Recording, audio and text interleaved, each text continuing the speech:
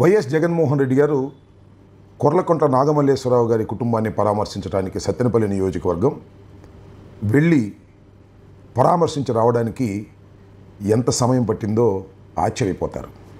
తాడేపల్లిలో 9:30 గంటలకు బయలుదేరితే తిరిగి తాడేపల్లి ఇంటికి చేరడానికి సాయంత్రం 6 గంటలైంది. ఇంత సుదీర్ఘ కాలం ప్రయాణం చేయవలసిన అనివార్యమైన పరిస్థితి ఏర్పడింది. కారణం ఏంటో నేను మీకు ప్రత్యేకంగా చెప్పాల్సిన అవసరం లేదు. మీరు కూడా టీవీలో విజువల్స్ చూసి ఉంటారు. బయలుదేరిన దగ్గర నుంచి వెంటపాళ్ళ వెళ్ళేంతవరకు కూడా అశేషమైన జనం ఆయన్ని అనుసరించారు. మేము కూడా ఆశ్చర్యపోయాం. ఇంత పెద్ద ఎత్తున జనం రావడాన్ని చూసి ఎలా వచ్చారా అనేటువంటి భావన మాకు కలిగింది. మీరు ఇక్కడ ఒక విషయాన్ని నమ్మాలి. మేము ఎన్నికల్లో లేదా ఎన్నికల సభలకు లేదా బహిరంగ సభలకు కనీసం ట్రాన్స్పోర్టు ఫుడ్ అయినా ఇచ్చేవాళ్ళం. ఇక్కడ పచ్చి మంచినీళ్ళు కూడా ఇవ్వకపోయినా జనం పరుగులు తీశారు. దీనికి ప్రధానమైన కారణం ప్రభుత్వం పోలీసు యంత్రాంగాన్ని ఉపయోగించిన తీరు అని చెప్పవచ్చు.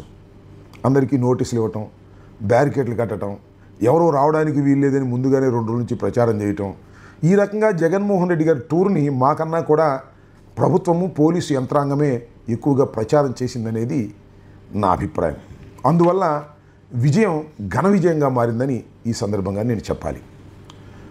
ఇక్కడ 2 దురదృష్టకరమైన సంఘటనలు కూడా జరిగాయి. 2 ఈ ప్రయాణంలో మరణించారు. ఒకరు జగన్మోహన్ రెడ్డి గారి కాన్వాయ్లో ఉన్నటువంటి ఒక కారు, అంటే కాన్వాయ్ అంటే జగన్ గారి వెంట వస్తున్నటువంటి వాహన శ్రేణిలో ఒక కారు హిట్ చేయటం వల్ల వెంగళాయపాలెనికి చెందిన అది పోస్ట్ మార్టం కూడా ఇంతకు ముందే అవటం జరిగింది. దానికి సంబంధించి కూడా జగన్మోహన్ రెడ్డి గారు 10 లక్షల రూపాయలు వారికి ఆర్థిక సహాయం చేస్తానని ప్రకటించారు.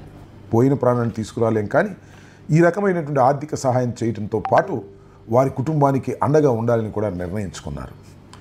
రెండోది సత్తెనపల్లిలో అది సహజ మరణం, గుండెపోటుతో మరణించాడు. ఈ కాన్వాయ్ అమ్మట వస్తూనే హార్ట్ అటాక్ రావడంతో ఆయన మరణించాడు. జయవర్ధన్ మాకు కూడా తెలుసు.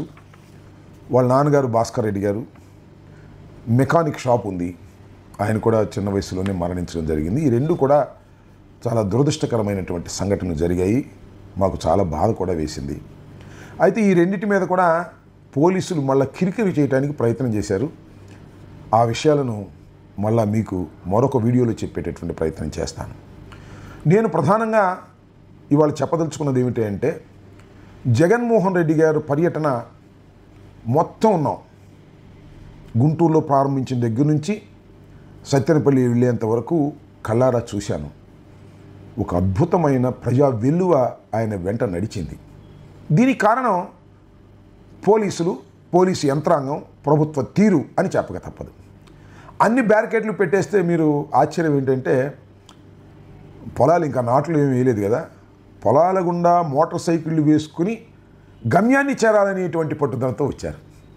చాలా విచిత్రంగా లేదు? ప్రేమ ఉండాలి కానీ పోలీసులు ఆపితేను మరొకరు ఆపితేను ఆగుతారా?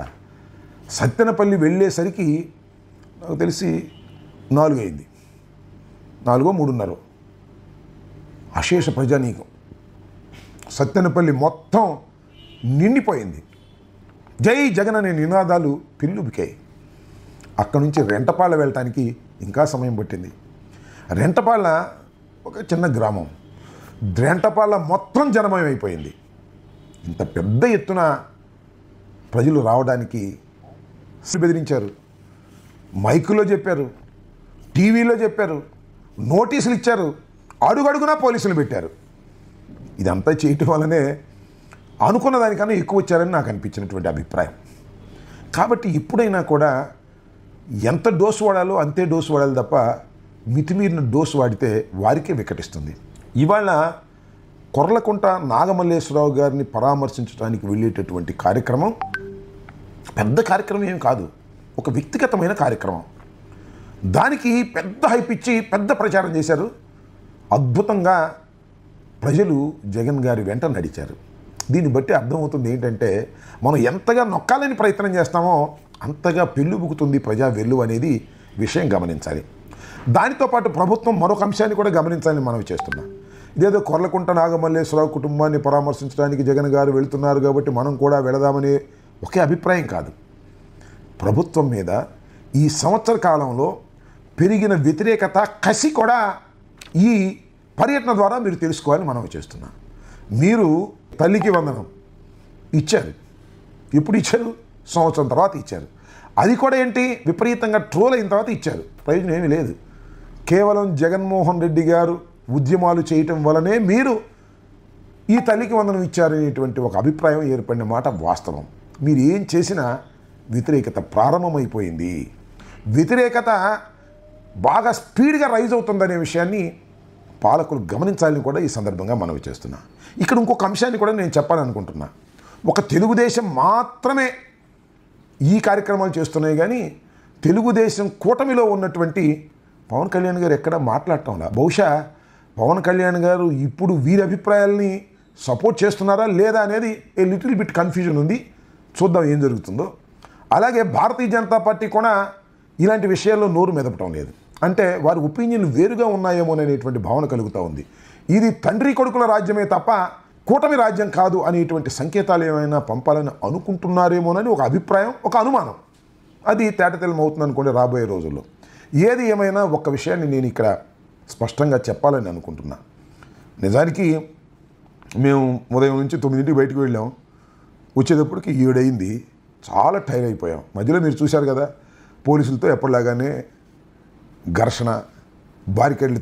ఈ ఇద్దరు మరణం పట్ల పోలీసులు ప్రవర్తించిన తీరు కుట్రపూరితంగా.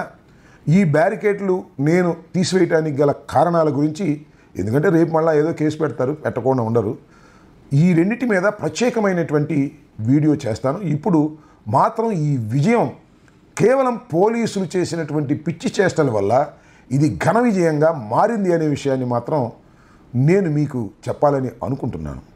ఎందుకంటే ఇవాళ అసలు వీడియో చేయకపోయినా పర్లేదులే, బడలిగ్గా ఉన్నాం అనుకున్న సబ్స్క్రైబర్స్ నా అభిప్రాయం ఏంటో తెలుసుకోవాలనేటువంటి కుతూహలం ఉంటుంది. ఎందుకంటే నాగమల్లేశ్వరరావుని పలకరించడానికి వెళ్ళడానికి జగన్మోహన్ రెడ్డి గారు ప్రయత్నించిన దగ్గర నుంచి నేను వరుసనే వీడియోలు చేస్తున్నాను కాబట్టి ఆ కంటిన్యూస్గా ఈ వీడియోతో ముగించాలి అని అనుకున్నాను.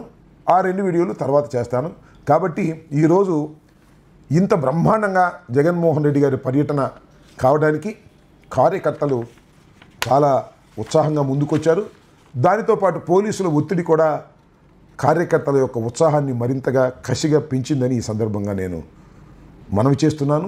ఎవరైతే ఇద్దరు చనిపోయారో వారి ఆత్మకు శాంతి కలగాలని, వారి కుటుంబాలకి వైఎస్ జగన్మోహన్ రెడ్డి గారు అండగా దండగా ఉంటారని కూడా ఈ సందర్భంగా తెలియపరుస్తున్నాను.